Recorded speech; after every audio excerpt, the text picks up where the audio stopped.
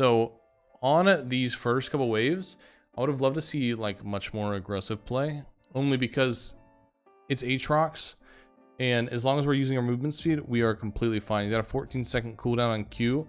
So this is another thing that we're looking at too, is like understanding the enemies and their cooldowns and what their abilities actually do.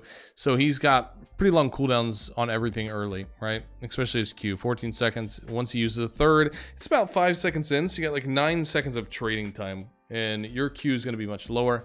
The 13 seconds minus 50%, so it's like 6 seconds. So we can get a little bit spicy with it, get a little bit of extra trades in there. And we're going to use our movement speed also to play the little mini game and dodge his empowered Qs. So if you were to go in and like hit a side vital, you can always use your movement speed and just kind of juke him out and just like run away. And it's really hard for him to guess where you're going to go when you have that extra movement speed after hitting a vital. So we can definitely be more aggressive, and we don't have to allow him to hit level 2, basically, right? Yeah. We're kind of he's getting free hits, and I shouldn't be allowing him any free hits at this point. Yeah, so he's basically just like getting level 2 before you, but his Q is on cooldown for 7 seconds. You know what I mean? Now, if he carried Ignite, would I still be looking for the, be as aggressive? Would I be hanging back if he had Ignite instead of DP? If he had Ignite, then we would just let him push forward. We would just let him push us, and then I mean, if we're taking good trades, then sure we can like go for it. But if he has Ignite and we have Nocturne coming towards top side, then that's like just the biggest green light to look for a gank, right? Because if we can get him ganked and we have him die, we can just freeze wave. So sweet spots for Fiora are always over the rock here, like anywhere here, because then they have to run all the way back to tower when you start to chase them. So if we let this guy push in basically, and he has Ignite, and he gets to like here, this is our sweet spot. We call for gank, we get a kill on gank, we freeze wave with like 4 casters here. Then we can reset, come back to lane and catch it again here. And this guy's got nothing. You know what I mean? Yeah. So that would be the goal. And then like seriously, when they run Ignite and if they mess up like that, I mean, that's almost like game over for them. But just in any lane, just getting used to being more aggressive, and then playing the bushes, being out of vision so he doesn't know where you are. Like, it's harder for champions that have skill shots like Aatrox to actually hit you when you're in bushes. So if I'm like going in there and then coming out, queuing out, going back in, stuff like that, getting more agency within the lane. It's like if I play this top bush here and like kind of queue in and out, then I get to control most of the lane, right? So now that he hits level 2 first, it's kind of like, now I'm not sure. It's like, do I want to do, well, he hit it like before us here. This is always scary. This is like what, as you start to climb, when somebody hits level 2, they're always going to look to play off level 2 and try to take a big trade off of it. Like one of the most common champions will be like Jax or Riven will do that. If they can hit level 2 first and they have 2 abilities on you, they'll just go for it. They'll just go for an all-in just to like try and chunk you down because they know that you can't trade back. And I would prefer as the Fiora to go for my level 2 first and try to get in front of him and then be able to parry him, slow attack speed and movement speed, and then take my big trade instead. It's just like, with the lane pushing into me because I'm setting up for the Nocturne coming top. You don't want to go into him and try to take, in my mind, don't take trades going into his minion wave. Yeah, no, once he shorts me, right? Well, we committed to the once he hit the level 2 first, we kind of said, we called it out. We said let him go ahead and we'll just call for gank. So usually once your jungler gets here on a red buff, that's when we just want to like, I'm a big advocate for like just communicating with pings. I don't like typing very much. So like just in this situation, just a double ping, just like assist. So this guy is aware, right? This guy's aware. And this is what we were talking about earlier. This is obviously what the 2v2 looks like. But if this guy is unaware that Nocturne's gonna gank, then he might do Gromp instead. And if we call him on buffs, these guys are usually diagonal jungling, so they're usually on buffs together, right? But if we ping and then he comes earlier, then he'll get there, 15 seconds before Viego responds. So that's where we take like control. We're like double ping, assist, awesome, and now we're getting ready for it. And I obviously want to trim this wave down a little bit too, because I want to be level 3 when the gank comes. So if I can trim it down and like be auto attacking things that are out of his range, that'd be great. I just don't want to have a massive wave and then have to fight in like 16 casters, because these guys do big damage. It's like a big wave. That's why even if you are letting it shove, it's still good to like try and hit the minions. Yeah, because it's just so many of them. Because if Aatrox is smart here, this is just a recall. Really, like we shouldn't ever get this kill, to be completely honest. This should just be a recall.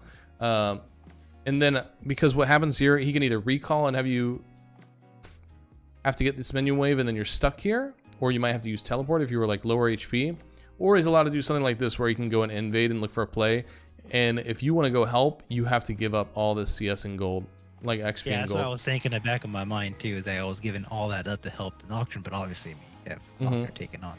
So realistically, the proper play is to not give this up because we're just not like. Here's the thing: if you were to die right now, if you guys were to mess this I'm up, screwed if I die then. the game's over. Like honestly. And so seeing Viego here, I would be pinging away. We end up going in and it ends up working out. It's just super scary. That's the only thing, because he did just use his taunt and everything and his spell shield, and he's got long cooldowns as well. That's kind of all he's got. Like he did his little bit of damage and then he's done. This ends up working out. It's just really scary. And then this to me, by the way, looked like a panic parry. I'm not sure if we want to go in for a fight. We should have target selection, and we should right. And we should be identifying what we're going to use it for, because we just saw, I mean, we literally see from our vision, we see the stun come out. We know that Viego doesn't have a stun, so we're not going to use our parry on that, right? So we just need to, like, when you look at a fight in like 0.5, it looks a little bit different, right? Where are you going to use your parry? Nobody has a stun. Yeah, you could have just held parry for this. It'd be pretty hard to miss the stun with this thing on you, right? When they're both in your face. So we just look at our HUD down below, and we know when we're gonna get stunned, right? We can see it, and we would just parry now. And remember that anytime there's like an ability, you can always see it over top of your HUD. You can see when it's gonna stun you, just in case you don't have that. I never even knew about that. Yeah, if you never, obviously it won't be you get what I mean. It'll be down here, like instead of up here. But you'll know when the stun is coming, so then we can use the stun there. Because this could have gone much more poorly. Much more poorly. And it's kind of... They screw up anyways, out of curiosity. He doesn't commit to this kill. He just needs to commit to this, and then he can go back in on you. Because you're going this way. He gets this kill, he takes Nocturne's body, and then he just cuts you off. Because he's going to have all of Nocturne's abilities. You know what I mean? And you have no stun for 22 seconds. So for some reason, he decides to turn around when he has his Q coming back in 1 second, and he would just Q the Nocturne here and get a freebie. Take Nocturne body, and then rotate over, and then just finish the kill on you. And then he's got a 2-0 lead. This minion wave is slowly pushing back to Aatrox, which would be huge. So Viego just throws the game by trying to come back to you. It makes no sense at all, because he would have just walked forward and Q'd right here, got this kill, got the body, came around, and then killed you. So that's what they did wrong. But yeah, there's a little bit of panic. Like parry, we have to remember parry discipline and understand that parry is the strongest ability in our kit. And we need to be basically have a plan A, plan B when we go into that. Or at least try to slow it down in our heads. So the reason we're backing here is just because we have teleport. And so he has teleport as well. He's going to come back to lane. But I want to spend my gold so that he doesn't have an advantage, because this is pushing back into him. And now if he gets to spin like double longsword into my Doran's blade with nothing, I have to find a way to shove this without any power spike, right? So I have to find a way to shove this when he's gonna have 20 more AD than me on longsword, and if I screw that up, then he can turn it into a freeze. So we're just gonna go ahead, we're just gonna recall, we're just gonna get pickaxe, and this will also give us like a green light of opportunity to go ahead and go for the kill too. So we're real fast on this. We would just boom, we would be recalling or teleporting now. And that's another thing, we need to get used to like shopping while we're doing stuff, because this is just kind of like, if we do it fast enough, we would have already been 2 seconds in to the teleport, and then we'd be back to lane right now. We'd be walking forward, we would have only missed 1 minion, and we'd be standing like right here right now. Right?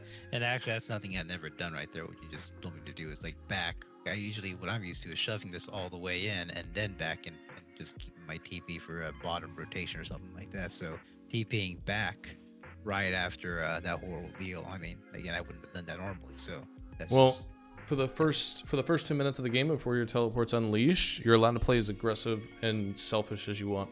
So it's a selfish teleport, but it's a good teleport, because now we don't have to deal with him having more AD than us. We get the power spike. We're stronger than him now.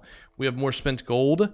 So there's a difference as well. Like you could have a lead on somebody, right? You could have 3,000 gold, but you could have 1,200 on you. And this guy could have 2,200 gold with 0 on him. He actually has the advantage. He has more gold spent.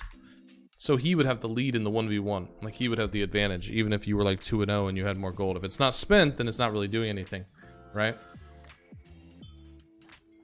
This is fine here. We just go And then we put wards down, which is great. Instead of standing around, because what a lot of people do is they just like push wave and just stand there and wait for it to come out. It's like there's always something to do on the map. Always something to do. Yeah. So we got a ward here.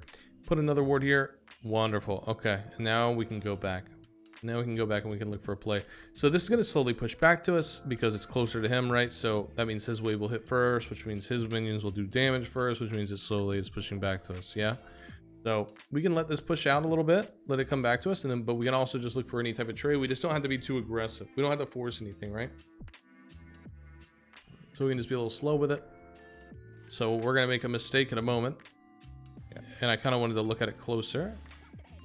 So let me see something. Yeah. So do you know why you die there? I hit the minion instead of hitting him. Mm-hmm. And I did. I should have stayed in front of his vital on the north side instead of dying. And I tried to stay outside of tower range. It was already done at that point. Yeah. And I got thirsty. Well, to be fair, you kind of needed to get that kill. Like you, once you committed that hard, you made the best of a bad situation. But the thing is, we're gonna have to start getting used to toggle champs only. It's super important.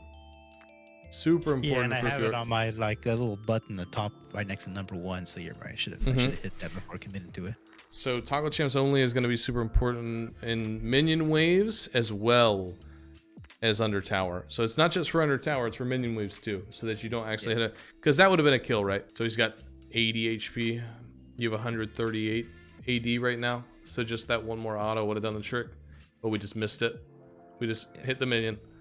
So that's just something we got to keep in mind is toggle champs only, and that's what's really good for the practice tool. Like, I mean, you can practice using toggle champs only and like put dummies underneath tower and like play off that. So in this play here, I just think that we could have been a little bit faster on telling the jungle not to do anything. You know what I mean? Because I just want to freeze it really. So it's kind of like I would like to freeze it there and make him come to me again. That way I would have had like a big old lane to chase him down. But he kind of killed all the waves. Like I would have just loved just to milk the hell out of his XP and just, you know, make him suffer a little bit. So he doesn't have teleport. So and all we need is 4 casters and we can keep a freeze. And we're right in the sweet spot. This is exactly where we want it, is right here too. So I mean, and once again, it's just like you are level 6. You didn't really lose that much HP. You have really good gold spent. You have 2,100 gold spent. So you're about the same anyways when he comes back, and he's not gonna have ulti when he gets back. So this is a quick double ping, a quick, you know, no thank you. I just want to hold this. And then we've got next wave coming too. So he's gonna spawn. He spawns now. Wave is here. So we still had wave here. He's going to miss this cannon wave too. So he's going to miss this cannon wave and the other wave, and we're still going to have a freeze. So we're punishing him more. And what happens is we're unable to get this pushed as well because of that shove. But you have to be the one to take initiative and tell the jungler not to do that. Because it's just warning pings or just danger. Just danger. So what happens is because we're not able to shove it, he's kind of just able to get this set up way too quickly, and we miss out on a whole wave here, you know what I mean? So we get punished because we shoved the wave. Like we got punished for that, which is very unfortunate. Which actually leads to him having an XP lead as well, because you'll notice that he has a little level lead at one point.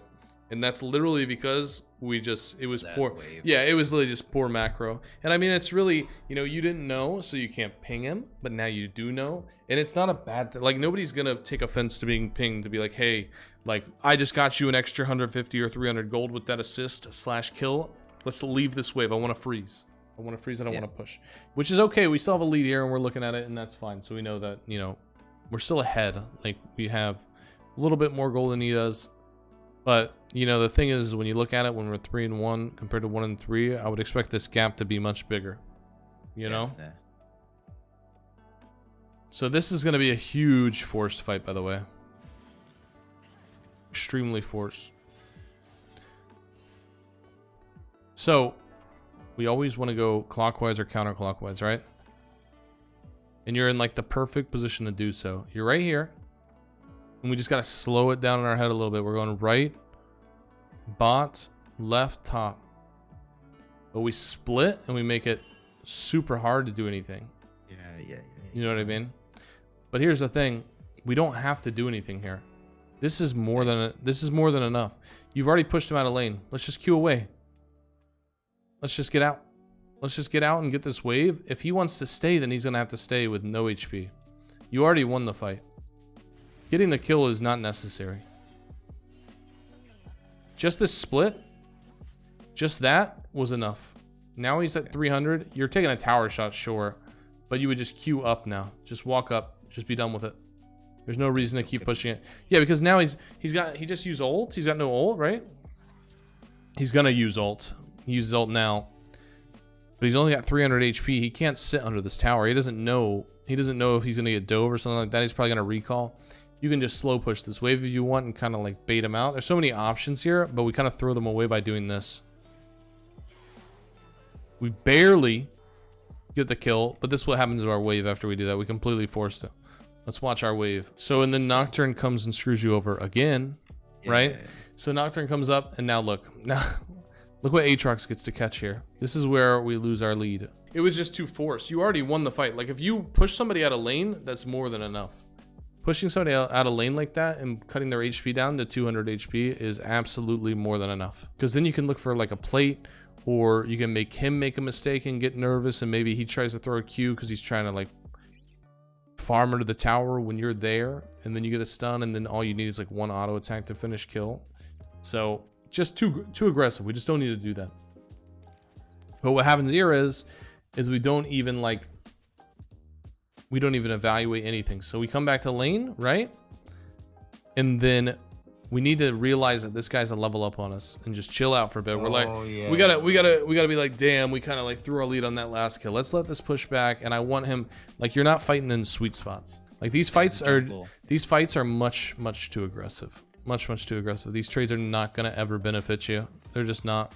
That's a huge chunk of HP, and just for no reason. That's just, yeah, it's just an extremely unnecessary death. That's all. We should have just looked at it and been like, hey, you know, this guy's a level up on us, and let's just let this push back into my sweet spot, and then maybe I can look for something. You know what I mean?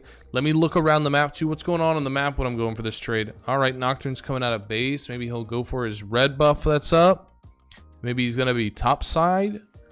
Maybe he'll have ulti back up, because he was gonna go top side. His whole bot, all his bot camps are gone, right? So he's gonna be top side anyways. We can let this push up, try to do a little bit of trimming of the wave and get it into a sweet spot so that Nocturne can gank as well. You know what I mean? And then we're coming up on, so this actually ends up working out as well. But we're kind of just waiting to see. So this is fine where we just like hover side and we just don't really know. It's like, okay, do we want to look for who we're going to go in on? What's the play? What are we doing here? Do we know where like Akali is? Do we know where their mid laner is? Like so on and so forth, like everything like that. So yes, we do know where Akali is. Don't know where bot lane is, which is fine. We could probably assume that they're like walking back to lane. We know where she is. So this is probably a favorable fight. So we can take this. But since we are low HP, we want to come in a little bit late. You know what I mean? We want to come in a little bit late. And then look for our play, which we do, which is fine. We just want to look for good target selection. In my opinion, good target selection is going to be Viego, because if Viego gets reset, really bad. And he's the easiest to kill. Anybody that you can get... whenever we talk about like target selection on Fiora, it's always whoever you can kill the fastest. Because whoever you kill, if you can kill them the fastest, you can get your ulti off. And then you can get the healing circle for your team, or for yourself, or for whoever it may be. And it just allows for you guys to fight a little bit longer. Which is kind of weird because they're stacked on top of each other, understandably. And we do end up winning it, but that's the only thing that I would have on this fight, is just that I think that we just want to evaluate our fights and think about who's the easiest target to kill. So it's just that concept in general, is like who I want to ult is the easiest target for me to actually get rid of, right?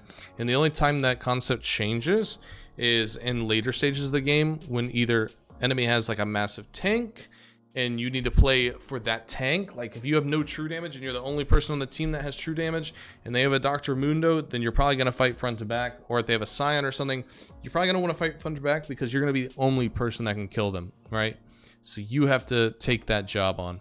Now, if enemy has like some sort of carry that's like 10 and 2 that's playing the back line, then we would look for some sort of flank, and we would look to try and maybe like flash in and get all 4 vitals on that carry, because if that carry goes down, then we might be able to win the fight with or without you, right? Also, yeah, we don't need to walk that far. We can just recall right here. Recalling right here is fine. Okay. As long as just get off vision.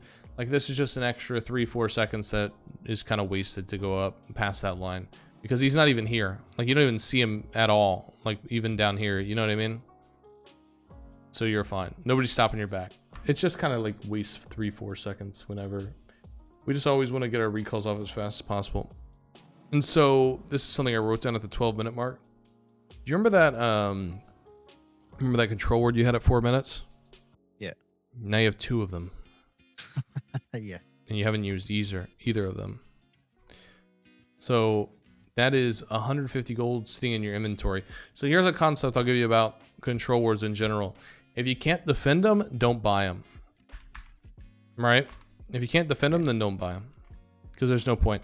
Control words are more for the middle and later stages of the game. And they're much better for, you know, setting up vision in enemy jungler. Or in your jungle if you're behind. For major objectives, things like that. Typically buying control words in the laning phase is really unnecessary. Okay, really unnecessary. Because it's just like, so imagine if you walk up here and then you go down and you put a control word here and then he shoves this wave. Are you going to be able to leave this tower and go defend that control word? Nope. So basically you're spending 75 gold to give the enemy 30. It's just a little bit counterintuitive. The only reason you would ever buy it is if you're seriously just getting perma-ganked. You're like, dude, I can't. You typically are going to have enough stealth wards throughout the laning phase to set yourself up with vision. So buying a control ward is completely unnecessary unless you are just getting ganked on repeat. And you're like, if you don't have enough yellow wards to keep yourself with vision because of how much you're getting ganked, okay, then you can buy a control ward. But that just, you know, those are rare occasions. It's situational. Yep. It's just 150 gold that could be used elsewhere. Like, let's say 150 gold and we weren't playing so aggressive and we were farming better. You could have got like your boots by, or actually, I mean, you could have, yeah, literally one more minion. Yeah, exactly. And then you didn't spend 150 gold on these control wards. You could have had boots right now. So this felt much better to me when you slowed it down a bit. I like this a lot more. When we just slowed it down, we were looking for like trades instead. That's good.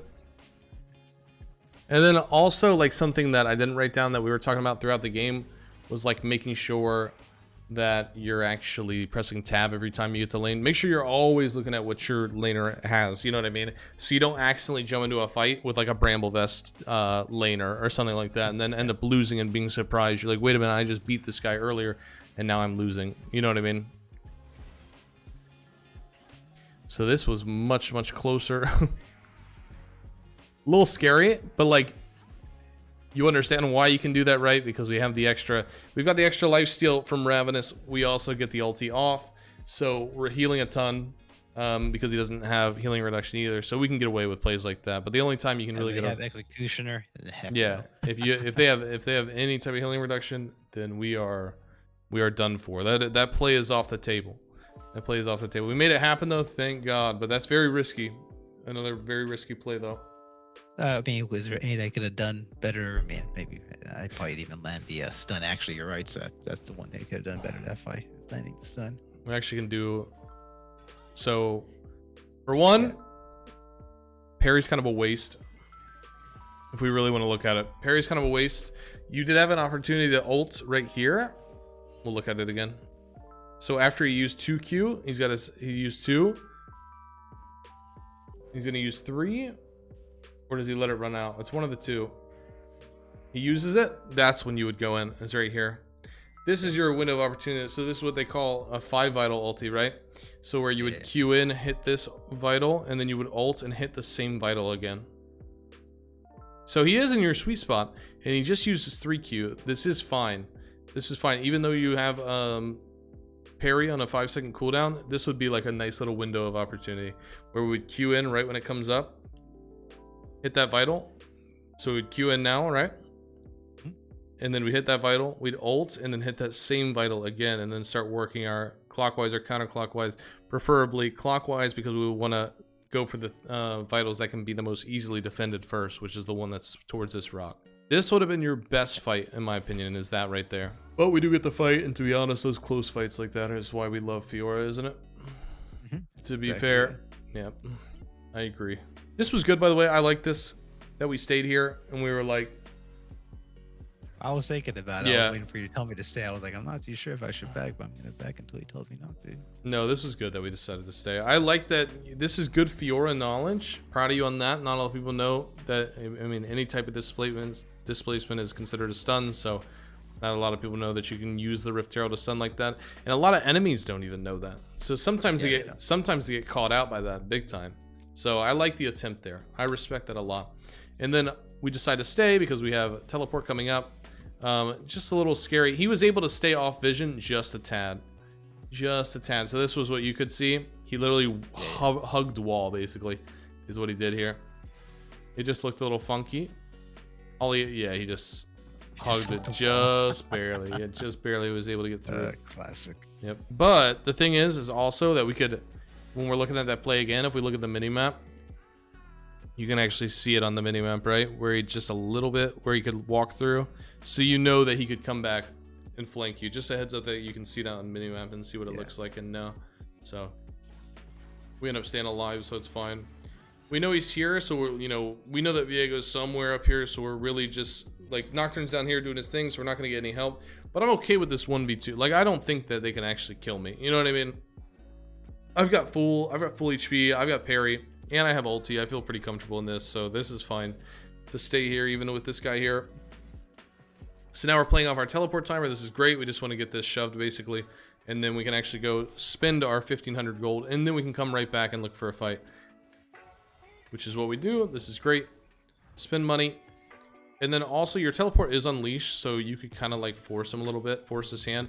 You could even sit in the base just for a second, wait till he's like queuing these, and then teleport on the very last one, just to see if he wants to be a little cocky and stay there, and then you can go for a kill, because now you have gold spent. So we're working with, 6,000 gold spent compared to his 5,200, right? Because he's holding on to 6.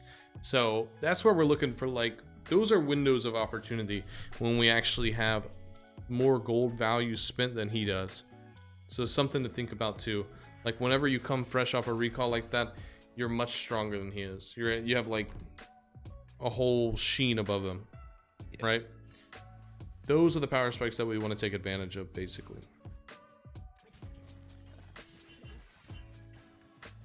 So this just ends up being really forced again. I mean, we can look this up a little bit. Yep. So he's not gonna go anywhere. Like, you have time. Like, he's not gonna leave you here because you have this cannon wave pushing up. He's gonna want to play for the cannon. So we can wait for him to push up a little bit more and give us more room. I mean, I think we were going for the the clockwise rotation there. I think he just E'd on us, and that's why we play off the E, right? That's why we want to play off the E, is because he can kind of throw us off on our ulti here. Once again, you've already won this, right? We already have more HP than him. You traded his ult for your ult. We could just walk away now. We don't have to keep going. Yeah, we don't have to keep going. You already won. Yeah, because if I got back, you wouldn't have been able to get there in time to kill me if you just backed off. You completed the ulti. Mm-hmm. So I think we need. I think a good thing for you would be to actually like change your mindset on what you think is a win and what's not a win in a 1v1. Taking a big trade like this and pushing him under tower, getting rid of his R. That's the win. Right when he R's is you just won. Does that make sense? Yeah. Now you both don't have R, but you have more HP than him. That's all we need. That's a win. Obviously you have flash, so you could flash that. Like, you know that he's gonna try to stun you, so you could just flash that and get away for sure. So this is where things are a little crazy, just because we've made it. This is why I think there was a lot to talk about, and actually we've been talking for like half an hour actually in this recap. So this guy's 3-6, but now he has more gold than you. Yeah. And it's just because of all the mistakes we were making in the laning phase. So now he's got the lead on us, and this could get really scary if these guys don't decide to FF, which I don't even know why they did. They literally have a gold lead right now. So I'm actually curious to see what the gold difference was when we get to that point. But this is where it gets a little bit spooky, because it's like he ends up getting Soreljas before you get your Triforce, which is just should never be, because you were winning most of the 1v1s. But we were just forcing too much. Not playing the sweet spots, not holding the waves the way we should. So what are we doing here? We don't have teleport available. What we're trying to do by you pushing top lane like this when the dragon's about to spawn is exactly this. Like, you want him to respond to you. So what happens is you would expect Aatrox to come respond to you. He's here. Awesome. He has to catch this wave. He doesn't want to leave this wave. He wants this gold, which means you get a head start on dragon. So I would start pinging the dragon. Let's do the dragon. Let's do the dragon, because this guy's here. And basically the way that he's going to follow you is you're going to be moving down, and by the time he finishes that wave, he's going to be here, and then he's going to try to respond. And you're going to be moved. You're going to be like 10 seconds ahead of him. So for one, it's either going to force his teleport out if he has it, which is great because we want to get rid of his teleport. Or if he doesn't have it, then we're able to split the fight, which we're going to see in a moment. We're going to be able to split the fight and then win the fight because we're going to have advantage. So this is what we want to do when objectives come up, because you can't dive this guy. If you can't dive this guy, then there's no reason to be here once we push the wave. So we just want to get out of there. We don't want to stay there. We want to play for the objectives. You're way ahead of this guy. Notice the difference here. So we're trying to force this. We're trying to make enemy feel uncomfortable. We want enemy to try to make a play or try to engage with us because they feel forced. This guy's still really far behind. What's he doing? He just caught top wave. Now he's going to try to catch this mid wave. He's just so slow to this fight, right?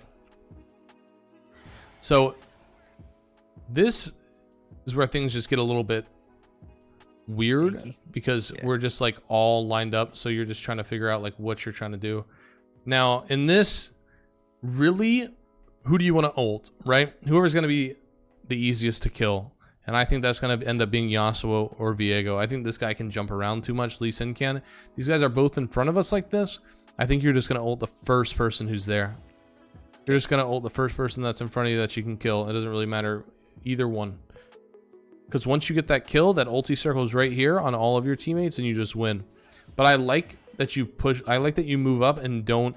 You moving up here, your team was being weird. Your team was acting like they didn't want to fight this and they were like backing up. We never want them to be able to do that because this is how the fight looks right now. We win this. This is a 4v3.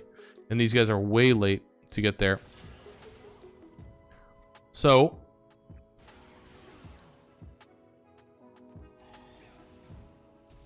we have one of them. We go in. I think it would have been much better to just push up forward instead of like go back and hesitate. Protecting my dudes and my ADC in the back actually. Yeah, but you don't have any. You don't have anyone to protect. To be completely honest, you don't have a carry. This guy's 1 in 5. Yeah, you're right. You are. Yeah, you and Nocturne are the damage. So the hesitation backwards is kind of just like not that great. Okay, just go full commit all in at that point. Yeah, because you're trying to chase down your ulti basically. I mean, you turn around and we get this guy, which is great. You actually end up parrying his kick, which is good. And then we see a Kali backline. I really don't want to fight her. I want her to feel like she has to ult just to get to me. Yeah. You know what I mean? And you just parried his kick, so he doesn't have ulti. And we could just go in here, split this fight even harder. Once we back away like that, that's where it doesn't feel that great because they're able to split a little bit and make this fight last longer than it should. You know what I mean? Okay. You're also sitting on a control ward that you could throw over the wall. I know it's weird to think about all these things when you're fighting, but you don't know what's going on above you. Putting a control ward down while you're fighting this guy, just using it while you have it, just set it down so you can see. That way you don't get shocked like you're about to get shocked when this Aatrox comes over. You know what I mean? I see what you mean. Yeah. Because then you would know that he's here, and instead of, because you posture back into the Aatrox, you could have like postured this way. You could have hit the auto and then moved down instead of back here. You know what I mean? Yeah. So that you're not just right there on his Q. Because that's where it's scary, because when he starts getting resets like that, we don't like seeing that. This could have gone so much differently if Nocturne dies and then he gets that reset and Aatrox stays alive and then gets his ulti reset. Their whole team is playing off resets, so we don't want anyone to die. That's just how their team works. They all play off resets. I like this. So this is something to keep in mind too when you're like doing when you're split pushing. Make sure you're like running and like putting vision on anything that's a contested objective. Like on this, like it takes me maybe an extra second. Maybe not. If there's a blast cone, I can get there just to go here and put a ward down real quick as I'm running the top lane. It's just really helpful, you know? Just always having information on the map and keeping the vision up is great. That's where you catch him on Gromps. Yeah, we just don't want to let him do that because there's, you know what I mean? We're still strong enough that we can take trades and not let him get our objective or our farm. This is fine to just walk away here. No big deal. That's great. Yeah, I would just ping off here because I just don't know where Akali is. This is just, once again, it's just really, I mean, it works out. It's just risky because if Akali is still there and like, just wouldn't be good. Yeah, they just tilted. Yeah, that's all that They happened just there. tilted. Do you have any questions for me to end things off? No, just things I got to go ahead and work on now, and I'll work on a couple things, and maybe we can go ahead and reconnect you later on this year and do another session. Yeah, man, absolutely. Keep me updated with the climb for sure, and stay in touch, dude. If you ever have any questions, you got like a specific clip or something that happened, and you're like just curious, please, bro, don't hesitate to reach out and ask. All right, cool. I appreciate Yeah, that. Mike. I'm in the Discord, so Yeah, once you're a client, you're like a client forever. So I'll always be down to help if you have any questions, okay? Because I definitely want to see you climb. I want to see you succeed. So, cool. I appreciate that. all right, well, brother, great session. I hope you have a wonderful night. Yeah, have a good night. Appreciate it. Take care. Alrighty, bye, brother.